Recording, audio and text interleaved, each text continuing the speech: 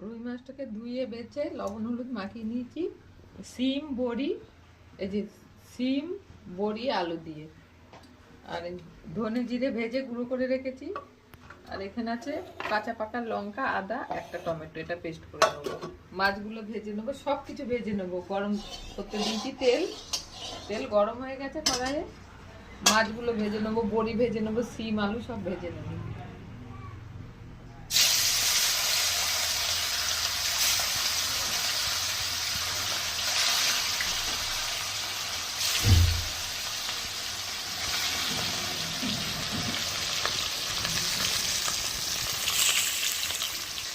হয়ে গেছে, আরো আছে ভাজবো, এগুলো তুলে নিই। সব মাছগুলো ভাজা হয়ে গেছে, এবার সিমগুলো ভেজে নেবো।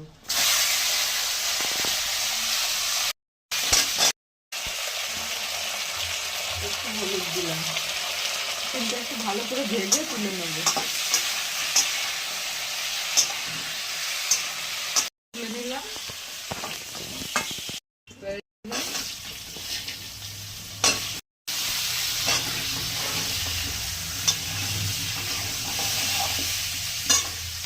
হয়ে গেছে, দুটো শুকনো লঙ্কা দিলাম ফোড়নে, একটু কালো জিরে দিলাম, দুটো তেজপাতা দিলাম।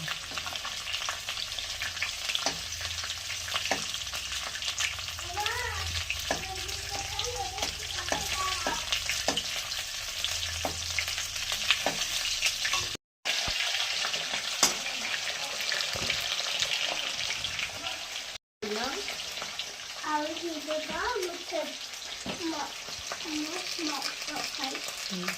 হলুদ দিলাম,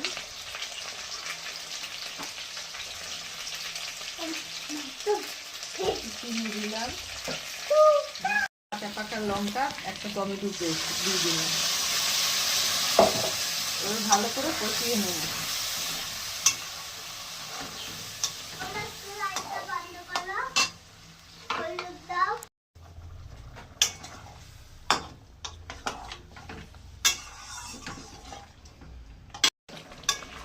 আর একটু কষাবো। গরম জল করে রেখেছিলাম, গরম জলটা দিয়ে দিই।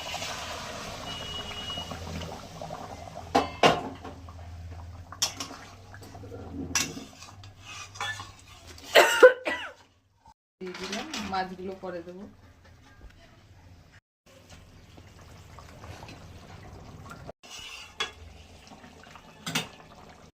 বড়ি দিয়ে রুই মাছের ঝোল।